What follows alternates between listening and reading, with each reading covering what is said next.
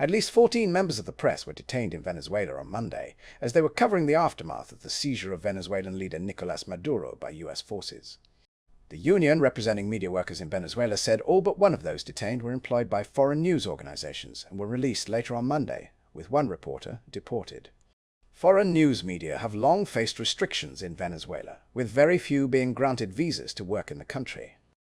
Their detention came as Delcy Rodriguez was sworn in as the interim president, and shortly after she said that she was willing to cooperate with the Trump administration, which has said it would run Venezuela. The union said the media workers were detained by Venezuelan security forces at the National Assembly and its environs, and in the neighborhood of Altamira, all in the capital, Caracas.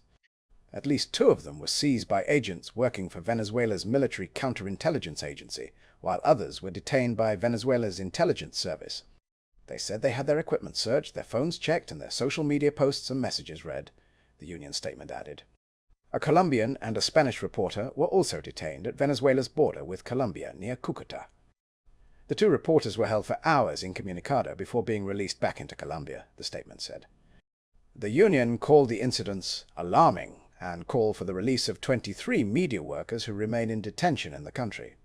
The repression has not been confined to media workers. One community leader in the neighborhood of Petare in Caracas told BBC Mundo that there were hooded men with guns patrolling, checking people's WhatsApp statuses.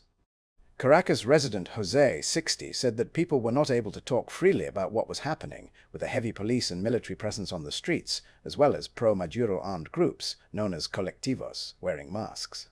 A 33-year-old masseuse, who did not want to be named, said there was so much fear in the streets and in our homes. Members of the government appeared keen to show that the security forces were visible in communities, with the Interior Minister Diosdado Cabello posting a photo of himself on Monday night posing with armed police. Their presence has struck fear in people critical of the government. One woman described how there are military people on every corner and groups of armed civilians supporting the government who are causing fear among the population. Another person who asked to remain anonymous told the BBC that the regime is not allowing news to come out of here. They added that there are uniformed personnel on the streets stopping people and checking their phones.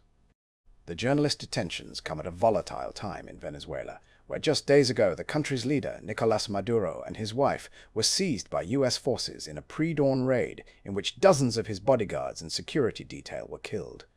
While the seizure prompted celebrations among Venezuelans who oppose Maduro and who have left the country, there were no public displays of joy in Venezuela.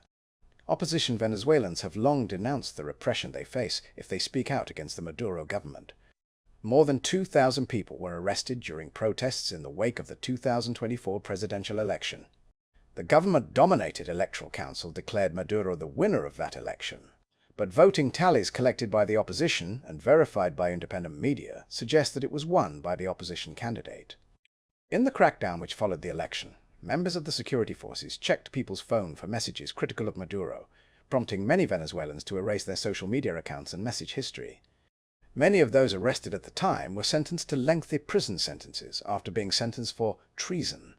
According to pressure group Foro Penal, there are more than 800 political prisoners being held in Venezuela as of 5